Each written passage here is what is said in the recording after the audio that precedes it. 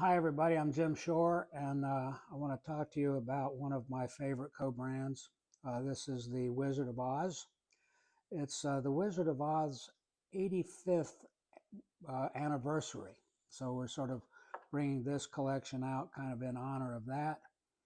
Uh, you know, this is the movie was done in 1939, and it's got a quality that it just seems almost timeless. The the way they did makeup back then and the way they did special effects and that sort of thing, was crude by our standards, but still, I mean, but it was cutting edge back then, and the way they told the story, which Frank L. Baum wrote in 1902, I think, was when it was written. He wrote it primarily in Chicago, and then also, I think, his time in San Diego at the Del Coronado had some influence on some of the elements of the story, including the Emerald City.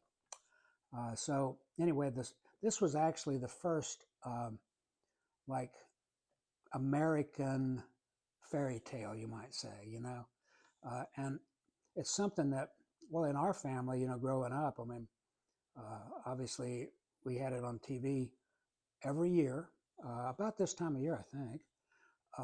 And it was something we really looked forward to. It was a big deal, and the whole family would get together and we'd all watch the movie together, and we'd love the musical aspect of it, and with um, all the characters doing their song and dance thing, and the levity of it, the how the Munchkins were so funny, and how beautiful Judy Garland was, at her young age, and then the scary part too, with the witch and the flying monkeys and everything. So it was a very, very compelling story, and so what I've got here is a collection that sort of brings to life some of the main characters. Like this is the traveling crew of the Tin Man, the Scarecrow.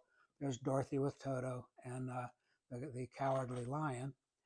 The backdrop is Emerald City with the image of the great and powerful Oz there. Now, this is actually cast in a clear resin, or tinted resin, I should say. And there's a switch on the bottom. It's got batteries in there, and it will actually turn on, which in this bright light, you can't see it that well, but in a darker room, it's pretty dramatic. You might be able to catch a little bit of that, the way it shines and glows.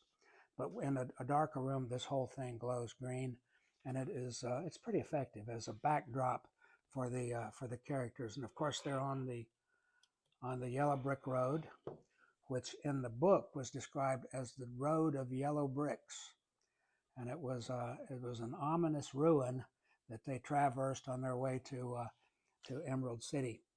And and this also, I've got the sort of the good and evil here of the Wicked Witch of the West, which was the nemesis of Dorothy, and the I don't know, the contrast between these two characters, I think, is so interesting. Of course, she's the subject of her is the persona of the teacher, that was in before she had this fantastic this fantastic dream. And then these are some personality poses, and the ornament after the same.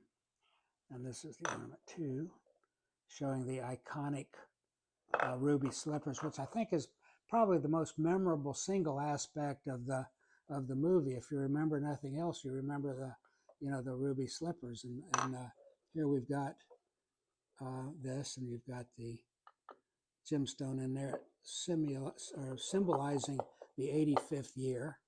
So this is a good piece to have. It's in bas relief all the way around, so it tells the story. And the phrase "there's no place like home," that's become part of the American lexicon. There's no place like home. And then last but not least, we have this ornament here, which is a sort of a cameo of the main characters. So altogether, it makes a very nice collection, and of course, any of the single pieces that you like, it's all here. But I was delighted to bring it to you, and I think that in the celebration of the 85th year of The Wizard of Oz, this is a great collection to put out during your celebration.